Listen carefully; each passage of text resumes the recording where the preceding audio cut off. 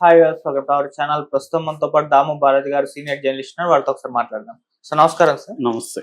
Sir Tirupati laddu కల్తీ వివాదంలో ఇప్పుడు సిబిఐ వాళ్ళు నలుగురిని అరెస్ట్ చేసినట్లుగా వార్తలు వినిపిస్తున్నాయి సార్. మరి ఎవరిని నలుగురిని అరెస్ట్ చేశారు? ఇంకెవరెవరైనా అరెస్ట్ అయ్యే అవకాశం ఉందా? అటు జగన్ వాళ్ళ టీం అంతా కూడా టెన్షన్ లో ఉన్నట్టు కూడా కథనాలు ప్రచారం అవుతున్నాయి సార్. మరి ఇప్పుడు ఈ ఇష్యూలో ఏం జరగబోతుంది?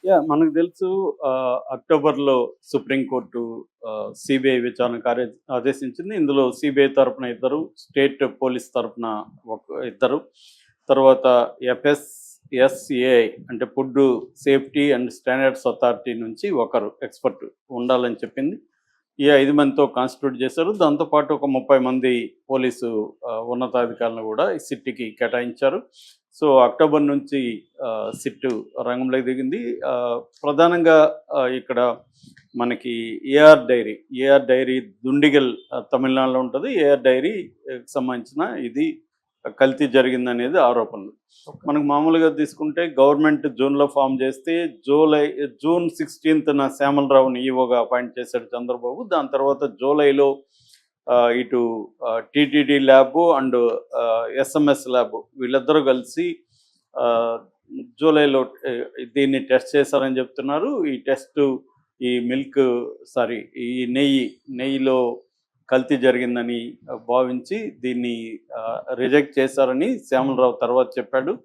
సో రిజెక్ట్ చేసినాక దీన్ని NDDB నేషనల్ డైరీ డెవలప్మెంట్ బోర్డుకి సంబంధించిన కాఫ్ అనే ఒక ల్యాబ్కి పంపించారు. ఆ ల్యాబ్ ఒక రిపోర్ట్ ఇచ్చింది. ఆ రిపోర్ట్లో దీంట్లో యానిమల్ ఫ్యాట్, తర్వాత బీఫ్ టాలో అని చెప్పారు వాళ్ళు, beef టాలో and fish oil plus vegetable foreign elements అనేవి దీంట్లో కల్తీ జరిగాయని చెప్పారు. బట్ వాళ్ళు కొన్ని డిస్క్లైమర్లు కూడా పెట్టారు.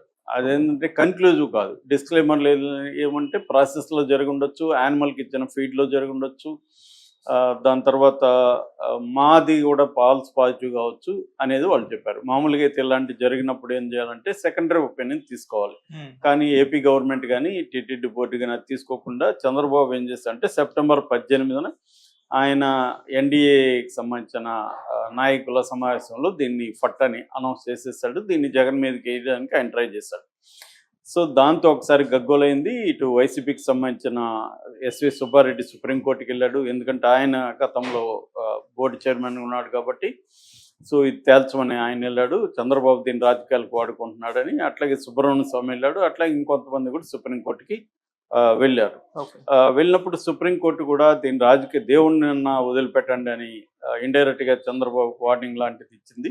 దాంతో అప్పటికే చంద్రబాబు సెప్టెంబర్ 26న ఒక సిట్టు కూడా వేశాడు ఆంధ్రప్రదేశ్ పోలీసులతో. దాన్ని కూడా సుప్రీంకోర్టు ఆపేసి ఆ తర్వాత సపరేట్గా సిబిఐలతో సిట్టు వేస్తుంది. ఆ తర్వాత మనకు తెలుసు టీటీడీ మళ్ళీ ప్రకటించింది. ఫస్ట్ టైం అసలు చంద్రబాబు ఎలా మాట్లాడాడంటే కల్తీ నెయ్యితోనే లడ్డులు తయారైపోయినాయి, తినేశారు జనం అనే విధంగా ఆయన మాట్లాడాడు. బట్ దాన్ని ఎవరు భక్తులు నమ్మలేదనే దానికి ఎగ్జాంపుల్ ఏమంటే ఆయన సెప్టెంబర్ 18న అనౌన్స్ చేస్తే సెప్టెంబర్ 20 నుంచి 23 వరకు ఆ 3 రోజుల్లో 13 లక్షల లడ్లు అమ్ముడుపోయినాయి. అంటే ఆ ప్రభావం పెద్దగా అంటే చంద్రబాబు రాజకీయాల కోసం మాట్లాడుతున్నాడు అనేది భక్తులకు కూడా అర్థమైంది. ఎవరు పట్టించుకోలేదు. సో దాని తర్వాత దాన్ని చంద్రబాబు రాజకీయాలకు వాడుకుందాం అనుకుంటే దాన్ని హైజాక్ చేశాడు పవన్ కళ్యాణ్. దాంతో ఆయన ప్రాయచిత్త దీక్ష అనేది చేశాడు. యాక్చువల్గా లడ్డు అనేది మనకి 1715వ సంవత్సరం నుంచి కూడా తిరుమలలో ఉందన్నమాట. అంటే 18th century, early 18th century నుంచి కూడా అక్కడ లడ్డు ఉంది. రోజుకి ఇప్పుడు అరౌండ్ 3 లక్షల లడ్డూలు తయారు చేస్తారు. 500 కోట్లు revenue per year, annual revenue 500 కోట్ల వరకు లడ్డూలోనే ఉందన్నమాట. ఆ స్థాయి దీన్ని ఇది రాజకీయమయం చేసేసారు. దాంతో సుప్రీంకోర్టు ఎంటర్ అయింది. సిబిఐ రంగంలోకి దిగింది. సిబిఐ ఇప్పుడు ఏంటంటే ప్రధానంగా ఇప్పటి వరకు ఈరోజు యాక్చువల్గా తిరుపతిలో కోర్టులో ప్రవేశపెట్టారు నలుగురిని. వాళ్ళకి 14 రోజులు యథావిధిగా రిమాండ్ పెట్టారు. 470/24 కేసు నెంబరు ఇది. సో దీంట్లో ఎవరెవరిని పెట్టారంటే 3 డైరీలకు సంబంధించిన వాళ్ళని పెట్టారు. అందులో ఏఆర్ డైరీ మనకు ఆల్రెడీ పాపులర్. రెండవది బోలే బాబా డైరీ రూర్కీ ఉత్తరాఖండ్లో ఉండే రూర్కీ రూర్కెనా టౌన్లో ఉండే బోలేబాబా డైరీ. మూడవది చిత్తూరు జిల్లా పొనంబాకంలో ఉండే వైష్ణవి డైరీ. ఈ 3 డైరీలు. అంటే ఈ ఏఆర్ డైరీతో మేజర్ ప్రాబ్లం అంటే ఏఆర్ డైరీ జగన్ ప్రభుత్వంలో ఒప్పందం అయితే కుదుర్చుకుంది. అయితే నెయ్యి సరఫరా జగన్ అప్పుడు చేయలేదు, తర్వాత చేసింది.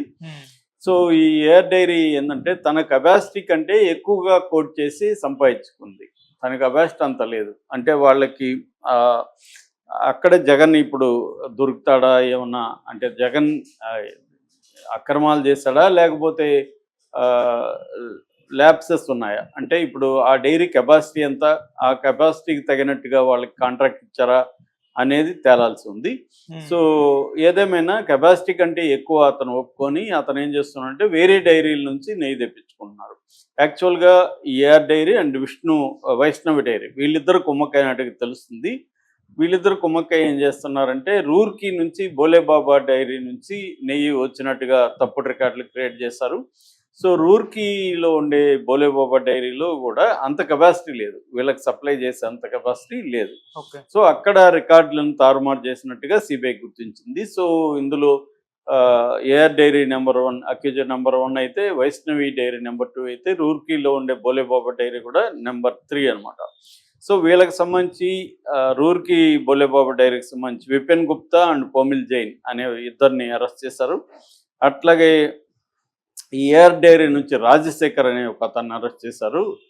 తర్వాత వైష్ణవి డైరీ నుంచి అపూర్వ చవాడ ఆమె వీళ్ళని అరెస్ట్ చేశారు. నలుగురిని ఇప్పటికే అరెస్ట్ చేసి కోర్టుకి ప్రొడ్యూస్ చేశారు.